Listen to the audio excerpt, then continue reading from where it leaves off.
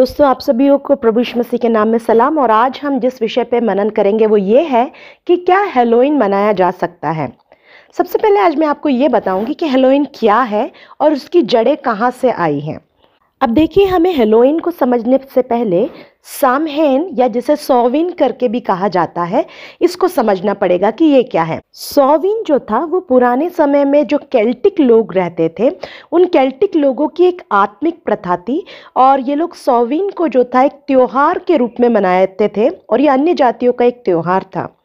इस त्योहार में ऐसा माना जाता था, लोगों का ऐसा मानना था कि जो मृत लोगों की आत्मा है, मरे हुए लोगों की आत्मा है, वो पृथ्वी पर अपने घरों में आती है और वहाँ मंडराती है।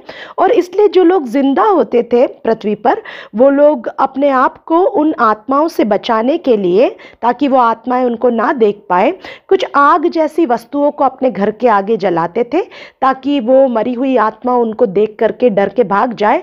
और खुद वो लोग मुखौटा भी पहन लेते थे, जो एक भूत का जैसा एक मुखौटा होता था, ताकि वो जो आत्माएं हैं वो इनको पहचान नहीं पाए कि ये जीवित है और वो आत्माएं ये समझ ले कि जो हमारे सामने खड़े हैं मुखौटा पहन के, ये भी एक मरे हुए लोग हैं। दोस्तों, केल्टिक लोग जो थे वो पूर्व यूरोपीय लोग थे जो ब्रिटेन और आयरलैंड जैसी जगहों में रहते थे। अब यह सोविन जो है उसका अर्थ होता है समर एंड, जिसका अर्थ है कि गर्मियों के मौसम का एक अंत का समय होता था।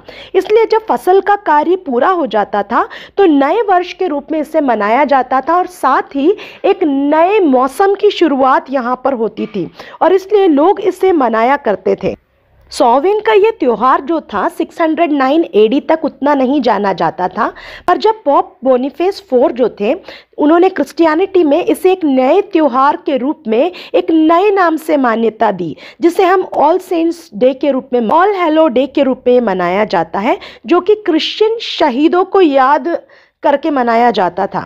बाद में हम देखते हैं कि पोप ग्रेगरी III जो थे, उन्होंने सॉविन के समय पर ही ये ऑल सेंट्स डे जो था उसे मनाने की मान्यता दी, जो कि 1 नवंबर को हम देख सकते हैं। इसके बाद 11वीं सेंचुरी में नवंबर 2 को ऑल सोल्स डे भी मनाया जाने लगा। अब ऑल सोल्स डे क्या होता है? जहां पर मरे हुए लोगों के जो परिवार के लोग होते हैं वो उन मरे हुए लोगों के लिए कब्रिस्तान में जाकर के प्रार्थना करते हैं। मेरे प्रिय, मुझे और आपको ये सोचना ज़रूरी है कि क्या इसकी जड़ें कहीं से भी परमेश्वर के वचन पर आधारित है, क्योंकि परमेश्वर का वचन कहता है हमें वही कार्य करना है जो परमेश्वर के नाम को महिमा देता है। आप जरा सोचिए कि ऑल सोल्स डे जब मनाया जाता है और मृतक लोगों के लिए प्रार्थना की जाती है, तो क्या मरे हुए लोगों के लिए प्रार्थना करना सही है? क्या मेरी और आपकी प्रार्थना मरे हुए लोगों को कुछ फायदा पहुंचा सकती है? क्योंकि एक बार मरना, उसके बाद न्याय का होना नियुक्त है मेरे प्रियो। और बाइबल के अनुसार हम किसी भी मरे हुए व्यक्ति के लिए कितना भी प्रार्थना कर ले, मरने के बाद प्रार्थना करने से उसके लिए कोई फायदा नहीं होगा, क्योंकि मैं और आप अपने जीवन में उद्धार हमारे जीते जी ही प्राप्त कर सकते हैं परमेश्वर के वचन के अनुसार। अब हमने ये तो जान लिया कि हैलोवीन की जड़ें कहाँ से जुड़ी है, तो आइए अब देखते हैं हम कि हैलोवीन शब्द का वास्तविक अर्थ क्या है।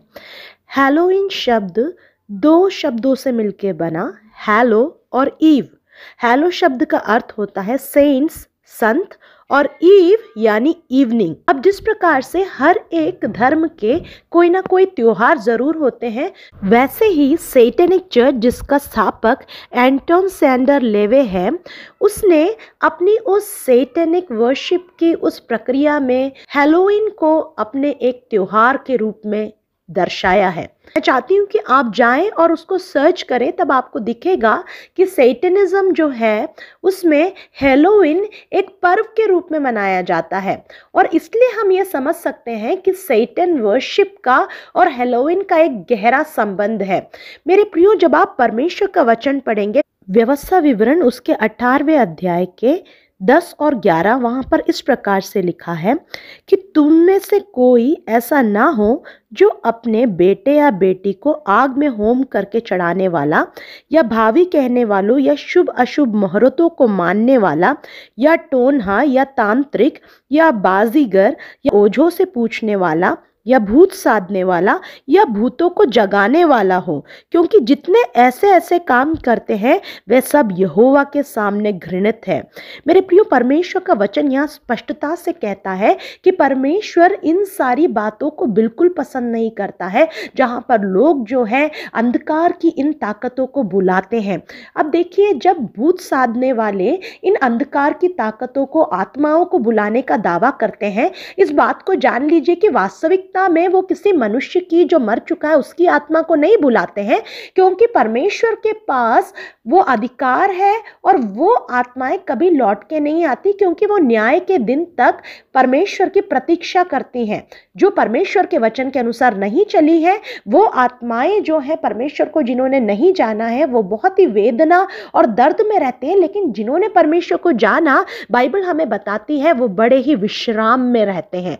इसलिए परमेश्वर का वचन ये कदापि पसंद नहीं करता, क्योंकि जब कोई भूत साधने वाला इस बात का दावा करता है कि मैं आत्माओं को बुला रहा हूं, ये याद रखिए, वो दुष्ट आत्माओं को बुला रहा है, वो कभी उस मनुष्य की आत्मा को नहीं बुला रहा है। इसलिए परमेश्वर ने पुराने नियम में बड़े ही स्पष्टता से कहा है कि परमेश्वर इन बातों को पसंद नहीं करता। और आपको ये बात जानकर हैरानी होगी कि हेलोइन में कई तांत्रिक लोग जो होते हैं, जो भूत साधने वाले होते हैं, वो हेलोइन के दिन ही, जहां पर वो दुष्टात्माओं को निमंत्रण देते हैं।